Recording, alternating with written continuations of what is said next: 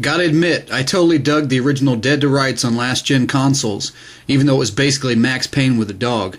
Having said that, I absolutely hated the abomination that was Dead to Rights 2.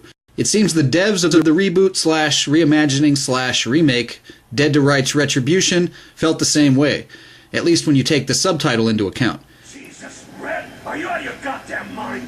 This game is retribution for the total shite that was Dead to Rights 2. Point of fact, despite being killed off in the first Dead to Rights, the series hero, Jack Slate, still has a father with a pulse as the game opens. So it's safe to call this one a remake of the original game.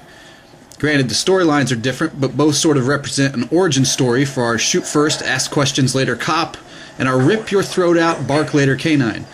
Which is cool actually, and a good way to welcome the uninitiated into the franchise, even if the first pass at the game's story was better executed. Personally, I enjoyed the game's almost 1980s action movie cliches, albeit wrapped in the dark, rain-swept urban setting of a modern film noir a la Sin City or what have you. It's gritty, sure, but hard to take seriously, which is a fine combo in my opinion. The game's voice actors, its moody atmosphere, and its unraveling conspiracy storyline all do their part in creating a cheesy but compelling enough reason to keep on playing. Sadly, while Retribution stands easily head and shoulders above the second game in the franchise, it can't keep up with the first for several reasons. For starters, it can't decide what kind of game it is.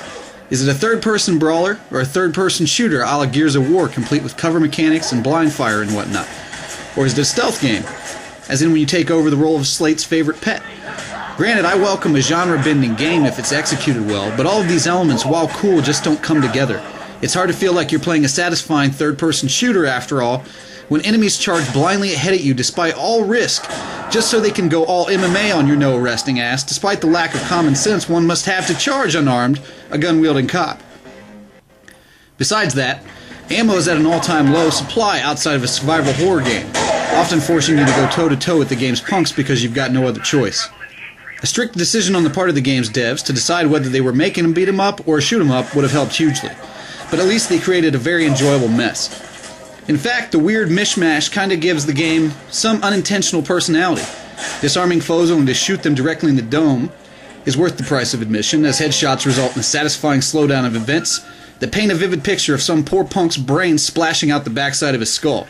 Even Shadow the Dog's overly elementary stealth missions are aided by cartoonishly brutal takedowns via the canine himself, usually resulting in the animal's biting of his enemies' throats and or crotches.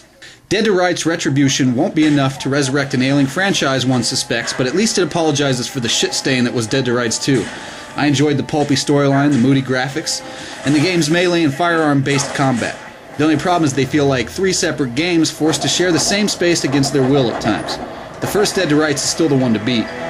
But it's nice to see Jack Slate and Shadow return for at least one more extravaganza of cartoony violence. Looks like you are...